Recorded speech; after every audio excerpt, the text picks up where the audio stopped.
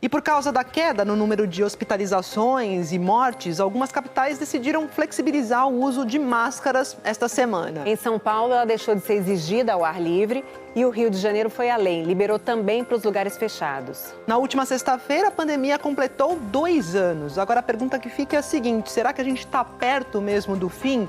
E em que situações ainda é recomendável se proteger com máscara? Abril de 2021, auge da pandemia.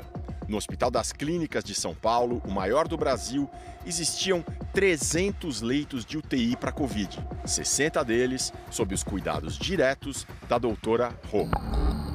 Tinha de tudo: jovens, idosos, gente que antes era saudável, gente com comorbidades, muitos obesos. A gente teve sim até setembro do ano passado ainda esse perfil. Mas a partir do momento que começou a vacinação dessa população jovem, junto com dose reforço, isso foi diminuindo. Ou seja, agora, em março de 2022, muita gente está imunizada, porque a imensa maioria dos brasileiros tomou pelo menos 2 doses de vacina. E uma outra parcela grande já teve a doença. Por isso, a Covid vem se transformando numa doença de grupos bem específicos. São pacientes que têm imunossupressão importante, que têm idade avançada, estão vacinadas e que estão graves e internadas na UTI. O número de internados com Covid na UTI da doutora Rô caiu bastante. Hoje são 2. Nesse cenário, que vem se tornando menos preocupante, algumas cidades brasileiras começam a aliviar as regras de combate ao vírus. Em Natal, Rio Branco, Florianópolis, Brasília e Rio, a máscara não é mais obrigatória, nem em ambientes fechados. A meninada dessa escola pública carioca está gostando. A gente fica feliz por eles terem essa liberdade agora, né? Especialmente na aula de educação física. Quando a pandemia começou, existia a esperança de que surgisse o que se chama de uma vacina esterilizante, tipo a do sarampo, que nem deixa o vírus se criar dentro do corpo. Ele chega e já é logo neutralizado pelos anticorpos. Com a Covid não está sendo bem assim, porque com o tempo a quantidade de anticorpos neutralizantes gerados pela vacina vai caindo. Também surgiram variantes, tipo a Ômicron, que dribla as nossas defesas iniciais. Assim, os anticorpos neutralizantes não conseguem mais impedir a infecção. Mas ainda bem que as nossas defesas não são feitas só de anticorpos. As vacinas estimulam também as células T, que atacam as células infectadas pelo vírus. Outra ação das vacinas é estimular as células B, que fabricam mais anticorpos. Então, a pessoa vacinada pode até pegar Covid, mas a chance é bem grande de não virar um caso grave, nem de precisar de hospital.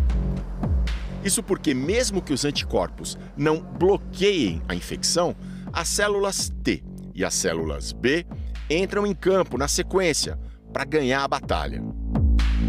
Isso é muito importante para evitar a disseminação do vírus no corpo e evitar a evolução com gravidade da doença.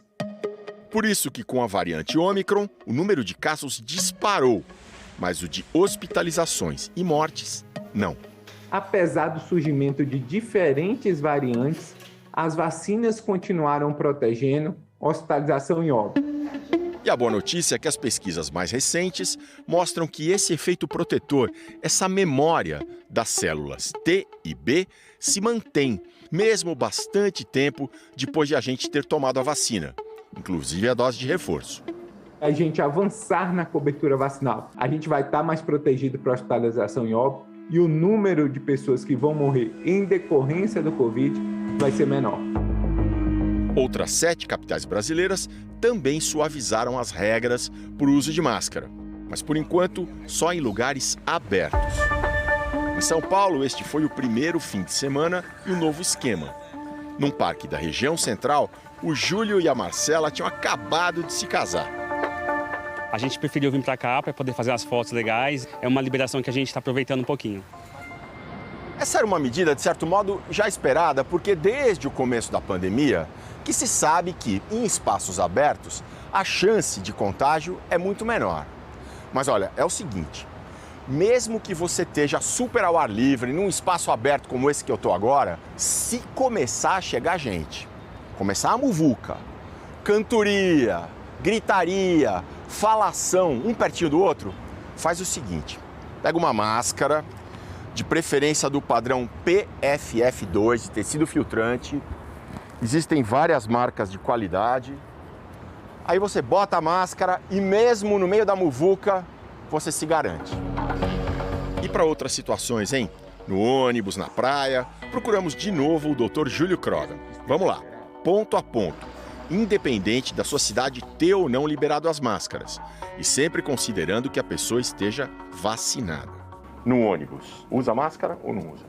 Usa máscara, é muito importante, é um local fechado, com aglomeração.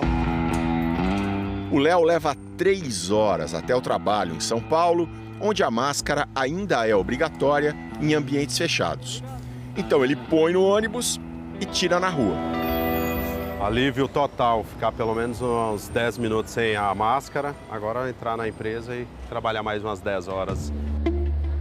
O shopping depende do nível epidemiológico, de como está a cidade. Se o shopping tiver numa condição de pouca movimentação, você pode não fazer o uso de máscaras.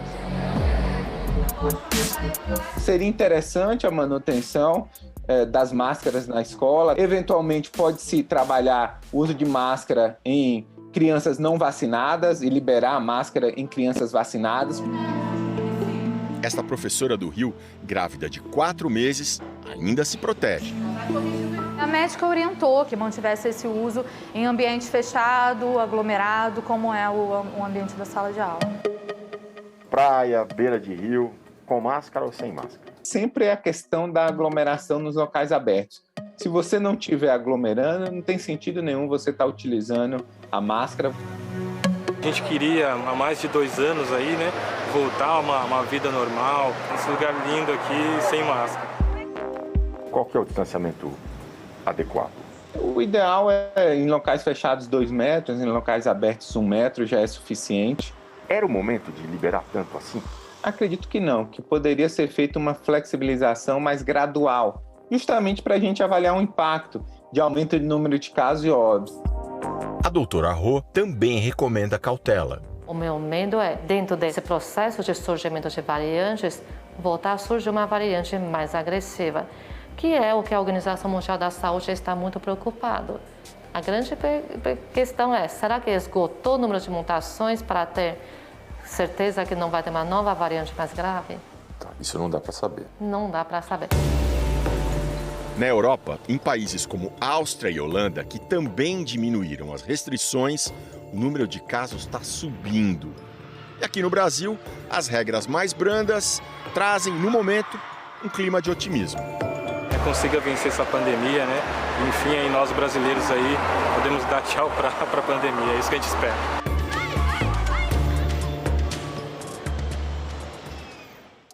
Na China, os números da pandemia subiram. Os 17,5 milhões de moradores da região de Shenzhen estão em quarentena por causa da Covid.